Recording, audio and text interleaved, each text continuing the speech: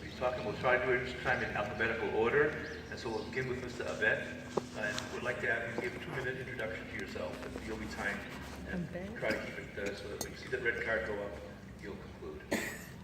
Thank you very much. Is this on? There we go. My name is Richard Abbett. I'm running, obviously, for District 8 in Wailuku. I'm a son of a military family, originally before statehood, from Oahu. And we left so that my parents could pursue employment opportunities and education for their children. And I attended Brebeuf Jesuit High School, a college preparatory school in Indianapolis, Indiana, followed by Western Washington University, and then graduated from the Evergreen State College. I spent over 26 years doing salmon recovery consulting with the state and the federal government, and also have worked in agricultural issues from various angles for my whole career. First off, in college, I had the experience of helping to start the very first food co-op in Bellingham, Washington, the first one in the state of Washington, and then the second one in Olympia. The two longest running food co-ops in the state of Washington and in the country, I believe, too. So these issues have been around for my whole adult life, and we're just now seeing traction in this day and age. Actually, grocery stores and the way we distribute food is really still in its infancy as far as mankind is concerned, because we used to do things quite differently, and we will in the future. So I'm hoping that with the efforts that we've made here on Maui, that we can begin to turn the corner in agriculture and do what we need to do to make sure that we have food security and healthy organic food for our future. Thank you. So first, we've heard from Simon that the average age of farmers in Hawaii is 60, so we can all agree we need to grow a new generation of farmers. For our question, you have 2 minutes to answer this. Would you, in your position in state government, support funding for farm apprenticeship programs? If yes, are there program specifics you would want a beginning farmer program to have in order to win your support? Richard, you want to tell us what you think about that? All the trades, all the activities that young men learn for their careers require mentoring and apprenticeships, and farming's no different. And actually, the earlier we get our children involved in farming and with the concept of organic farming and doing things closer to the earth and closer to their homes, we're more likely to see success. And certainly in Hawaii, it's something that we're familiar with, the way families pass down generation to generation skills that are learned very early. And so anything we can do to start as early as possible, not just with mentorships and with apprenticeships later, but also activities that encourage even the school lunch program participation by our youth are something that I think that should be supported, and I would support. I think that we need to put money as an investment up front in such programs and proceed. And program specifics, did you want to speak to any specifics you think should be in the program?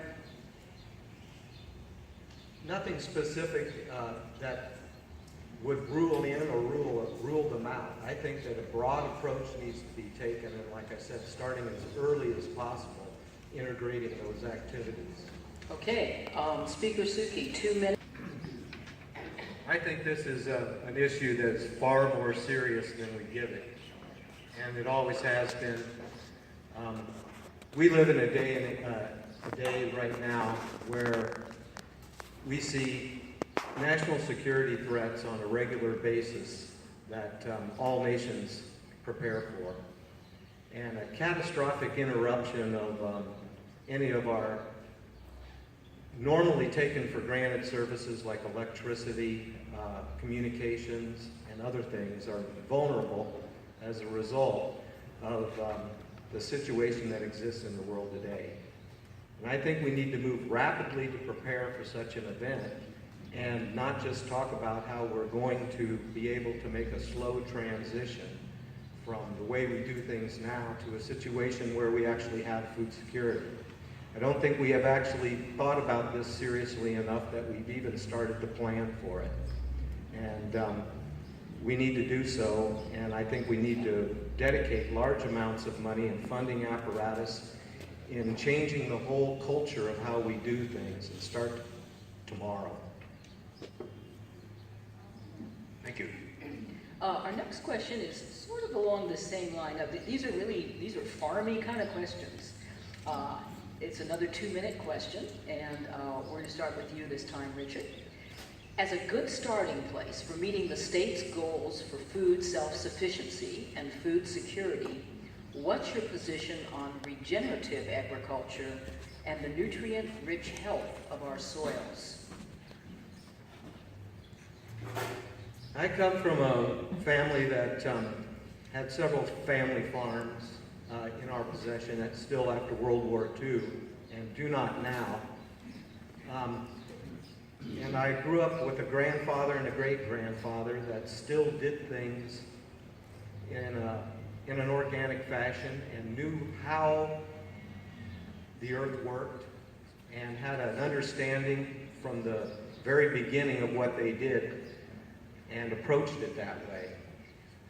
We evolved into an agribusiness model and an approach that was unsustainable, that's unnatural, ill-defined, and needs to be discontinued. Monocropping and the monopoly on capital that drives agriculture and the industries were a bad idea to begin with, and we need to reverse it as fast as possible, both, like I said before, for food security, but also for our health and safety in the future. There's some things that just aren't made in life to be part of a capital system for the exploitation of labor and investment for profit. And this is one of them. And we're going to see an evolution away in the next century from that sort of an approach, but I think we need to start where we can, and here is a place where we can. It's small enough, we've got dedicated people, we've got the climate certainly, and we need to move full bore forward with a completely different approach and way to look at agriculture, in my opinion. Thank you. Well, thank you. Can we do to promote soil health? Soil health. What can we do? Not generally, no, we have to improve it. What do you think specifically we could do? What could the legislature do to help promote soil health? What specifically can we do to promote soil health? I probably mispronounced your last name. Give it to me again. Abbott. Abbott. Thank you. Thank you very much. From the very beginning of the use of land, we do things in a manner that is ill-conceived.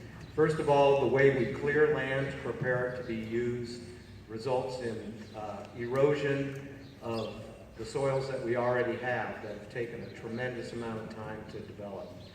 So first off, we need to eliminate massive amounts of denuding of the landscape prior to the use of it.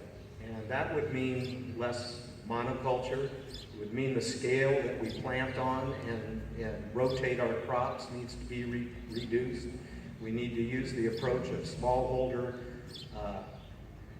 land use.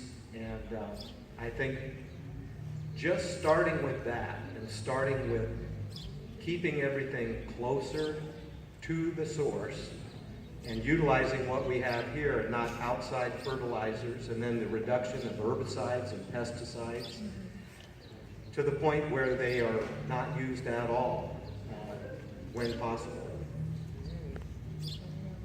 Our next question is switching over to the public trust doctrine. You have up to 2 minutes, and we'll start with you again, Richard. So what is your understanding of and commitment, if you are elected or if you are serving, to uphold the public trust doctrine of the Hawaii State Constitution? I have a lot of experience with the public trust doctrine. I studied under Dr. Ralph Johnson at the University of Washington, who was the foremost scholar in it prior to his departure. He instituted the studies of it at the University of Washington, and it became applicable in my career through salmon management. The treaty tribes and the state of Washington had responsibilities under the public trust, not to just provide access for recreational use or for hunting and fishing, but to preserve all public trust resources in perpetuity for the future of this country and for its citizens. That includes water, and water as a public trust needs to be managed in such a way, and it hasn't been here in Hawaii, and we need to make sure that, given this opportunity right now with the sunsetting of certain types of monoculture, including sugarcane, which is very water intensive, that the water is returned as a public trust responsibility of the state and managed as such for the benefit of the most. Thank you. Given the risk of corporations controlling public water, would you support state acquisition of the A&B EMI water diversion and transmission system to ensure fair distribution and pricing in accordance with the public trust doctrine? Would you, and please give us your reasons. This one's a short one, it's a 1-minute answer.